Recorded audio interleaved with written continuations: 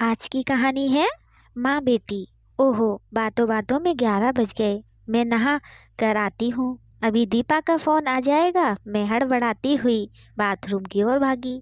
माँ के संग 9 बजे नाश्ता करने बैठी थी, पर नाश्ते से ज़्यादा हम माँ बेटी ने बातों से पेट भरा था। माँ पापा इस बार लंबे समय बाद आए थे। पापा तो हमेशा की तरह आते ही कैंप्स घूमने, किताबें पढ़ने और टीवी देखने में व्यस्त हो गए थे।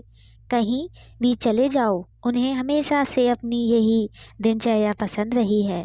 पर इससे हम माँ बेटी को शॉपिंग करने और गप्पे लगाने के लिए पर्याप्त समय मिल जाता है। नहाकर तैयार ही हो रही थी कि दीपा का फोन आ गया।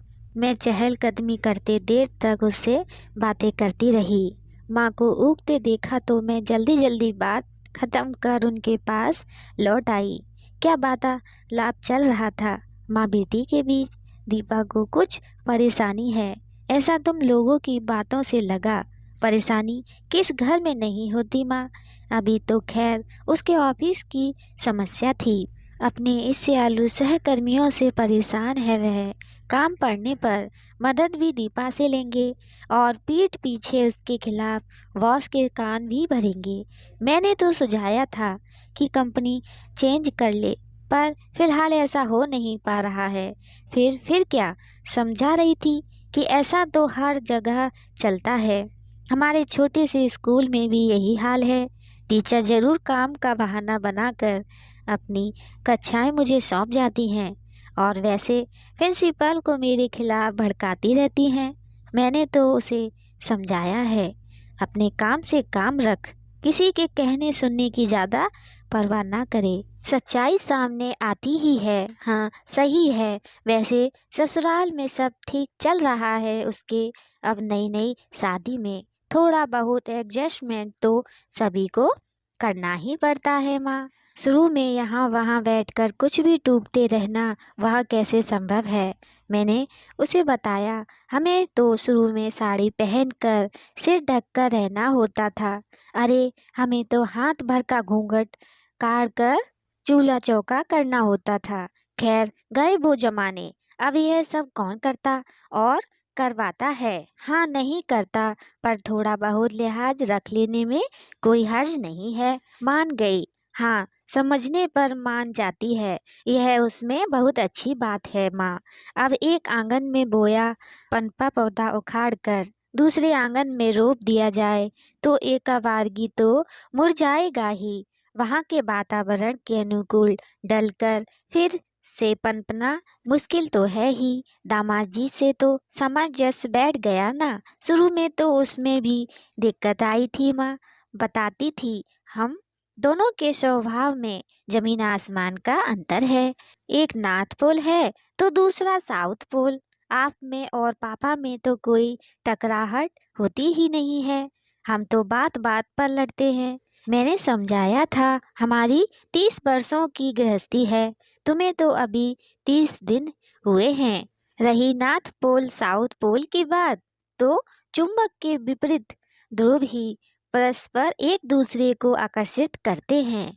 समान ध्रुव तो परस्पर विकसित होते हैं। हमारे जमाने में तो जिस खूंटे से बांध दिया जाता था वही गुजारा करना होता था। मन मिले चाहे ना मिले। माँ ने ठंडी सांस भरकर वार्तालाप को विराम लगा दिया था। जीवन के उतार चढ़ाव के साथ काल चक्र का पहिया इसी तरह सरकता रहा। लंबी बीमारी के बाद पापा के निधन ने हम सभी को तोड़ दिया था। इसी बीच दीपा के पांव भारी होने की खबर आई तो मन थोड़ा उत्साहित हो उठा। मुझसे अपनी छोटी से छोटी समस्या शेयर करने का उसका सिलसिला जारी था। बहुत उल्टियाँ होती हैं मम्मा, कुछ खाने को मन नहीं करता। डॉक्टर की बताई दवाइयाँ लेती रहे और जो अच्छा लगे थोड़ा थोड़ा खाती रहे। अभी तो लंबे समय तक ऑफिस भी जाना होगा। शारीरिक व मानसिक सब तरह की थकान होगी, तो आराम भी करना और तनाव मुक्त रहना, सब अच्छा ही होगा। मैं बड़े उत्साह से दीपा की डिलीवरी की तैयारियां करने लगी थी, लेकिन इधर मेरी अपनी तबीयत गड़बड़ाने लगी थी। थकान, बदन दर्द अनियमित रक्तस्राव ने हाल बेहाल कर दिया था। डॉक्टर ने मेनोपॉज फेज बताया, जो मुझे लग भी रहा था। दीपा डिलीवरी के लिए आई तो मेरा उतना चेहरा देख हैरान रह गई। मैंने उसे आश्वस्त करना चाहा। मेनोपॉज के दौरान थोड़ा बदन दर्द, थकान, मूड स्विंग्स आदि हो ही जाते हैं। यह भी जिंदगी का एक दौर है जो गुजर जाएगा। वो मुझे मालूम है मम्मा, पर आपने कभी जिक्र ही नहीं किया कि आप इतनी तकलीफ से गुजर रही हैं। लगभग रोज ही तो हम बात करते हैं। अच्छा, नानी को पता है आपकी तबीयत के बारे में? अरे नहीं, उन्हें क्यों परेशान करूं? तेरे नाना के जाने के बाद वे वैसे ही बहुत उदास और परेशान रहती हैं। और तू भी परेशान मत हो, बच्चे पर गलत असर पड़ेगा। मैंने प्यार से उसके गाल थपथपा दिए तो वह जबरन मुस्कुरा दी। एक दिन मुझे देर रात रक्तस्राव शुरू हुआ तो सवेरे उठ नहीं पाई। पूरा शरीर टूट रहा था। दीपा मेरे और दीपक के लिए चाय बना लाई। पहला घूंट पीते ही दीपा ने बुरा सा मुंह बनाया। मीठी है। दीपा हैरानी से देखने लगी तो मैंने उसे बताया, हम दोनों फीकी चाय पीते हैं। कब से? जब से तेरे पापा को डायबिटीज हुई है। कब से? उसने फिर दोहराया। यही 3-4 महीनों से। उसे हैरान परेशान देख मैं दीपा से मुखातिब हुई।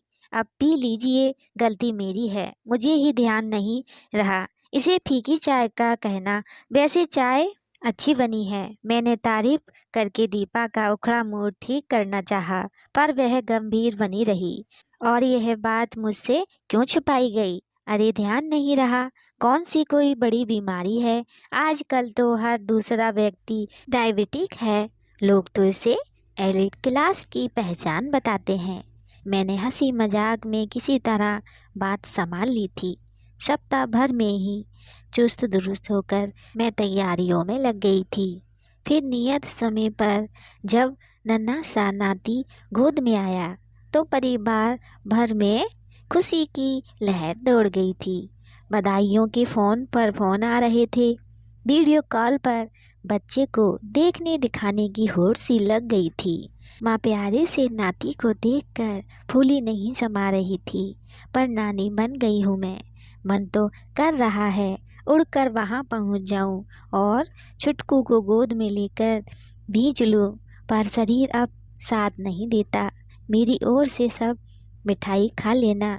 दीपा, तू तो अभी लड्डू नहीं खा सकती। दामाद जी के मुंह में लड्डू रख। हो, यह हुई ना बात। अब बड़े दामाद जी यानी नए बने नाना जी के मुंह में लड्डू रख। अरे इतना सा नहीं, पूरा ठूस दे। पर नानी, पापा, मैंने इशारे से उसे रोका। बाद में दीपा ने पूछा, क्या नानी को भी पता नहीं कि पापा को डायबिटीज है? अभी मिलेंगे तब बता देंगे। वैद्य क्यों उनकी चिंता बढ़ाएं?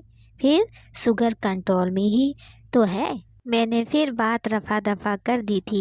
दीपा और नन्हे पार्थ की देख रेख में हम दोनों ही अपनी सारी तकलीफ़ें और परेशानियां भूल गए थे। यहाँ तक कि दीपा 3 माह बाद उसे लेकर ससुराल भी चली गई। फिर भी मैं अभी तक उसी की ज़िंदगी जी रही थी। हर थोड़ी थोड़ी देर में वीडियो कॉल मैसेज करती रहती। मालिश हो गई, पार्थ दूध पी रहा है बराबर, नैनी आ रही है, वैक्सीन लगवा लिया। सवेरे आँख खुलते ही दिमाग में पहली बात यही आती कि यदि नैनी नहीं आई होगी तो बेचारी कैसे संभालेगी बच्चे को। अभी तो खुद ही निजी बच्ची है। दीपक ने ही समझाया था कि वहाँ से उसे ढेरों संभालने वाले, फिर मैटरनिटी लीव समाप्त होने पर उसे ऑफिस भी जाना पड़ेगा। तो अभी से आदत हो जाने दो। बात मेरे समझ में आ गई थी। मैंने फ़ोन मैसेज भेजने कम कर दिए, पर चिंता तो बनी ही रहती थी। पार्थ के बड़े होने के साथ साथ दीपा की व्यस्तता बढ़ी तो मुझसे संवाद भी कमतर होता चला गया। उसकी व्यस्तता के जिम्मेदारियां समझते हुए मैंने भी इसे सामान्य तौर पर ही लिया। इधर माँ की तबीयत नासाज रहने लगी तो मेरा उनके पास जाना आना बढ़ गया। इन दिनों भी मैं माँ के पास ही आई हुई हूँ। दुनिया जहान की बातें करती हम माँ बेटी की बातों में लगभग रोज ही पार्थ का जिक्र छिड़ जाता था। अब तो काफ़ी बड़ा हो गया है, फोटोज वीडियो में खूब शरारतें करता नजर आता है। माँ ने कहा, अब तो लंबे समय से मैं भी उसे मोबाइल पर ही देख रही हूँ। दीपा और दामाद जी दोनों का ही ऑफिस वर्क बहुत बढ़ गया है, तो आने का हो ही नहीं पा रहा है। मैंने ठंडी निस्वार्थ भरी दिल छोटा मत कर, नई टेक्नोलॉजी का लाभ उठा। चल वीडियो कॉल लगा उसे, आज तो संडे है, सब घर पर ही होंगे, फ़ोन पर ही उसकी अटखेलियाँ देख लेते हैं। माँ ने कहा तो मैंने तुरंत दीपा को वीडियो कॉल लगा दिया। वह मेरी और माँ की कुशल क्षेम पूछ ही रही थी कि पास ही लेटा पार्थ भी मोबाइल में झांकने लगा। दीपा ने उसे गोद में उठाया तो मेरी नज़र उसके पैर पर पड़ी। अरे यह पार्थ के पैर में क्या हुआ? पट्टी कैसे बंधी है? खेलते वक्त ही गिर गया था, मोच आ गई थी, तो डॉक्टर ने क्रेप बैंडेज बांध दी थी। कब की बात है? मैंने व्यग्रता से पूछा। 2-3 दिन हो गए हैं, और तू अब बता रही है, वो भी मेरे पूछने पर। मेरे स्वर में अनायास ही रोष का पुट आ गया था। अब ठीक है मम्मा, कोई चिंता की बात नहीं है, 1-2 दिन में पट्टी खुल जाएगी। फिर भी बताना तो चाहिए था ना। मैं नाराज हुई तो दीपा माँ से बातें करने लगी। आपके घुटनों का दर्द कैसा है नानी? फिजियोथेरेपी चल रही है या बंद कर दी? मेरा मुंह फूला ही देख उसने कुछ देर माँ से बात कर फोन रख दिया। क्या हुआ, क्यों इतनी नाराज है उससे? माँ ने बात समाप्त होने के बाद मुझसे पूछा, देखा नहीं आपने कैसे आजकल बातें छुपाने लगी है? माँ, घर बदल जाए, समय बदल जाए, कोई बात नहीं, दुख होता है जब अपने बदल जाएं। कुछ समय पूर्व छटनी में दामाद जी की नौकरी चली गई थी, हमें भनक तक नहीं लगने दी उसने। हालांकि 2-3 महीने में ही उन्हें पहले से बेहतर नौकरी मिल गई थी।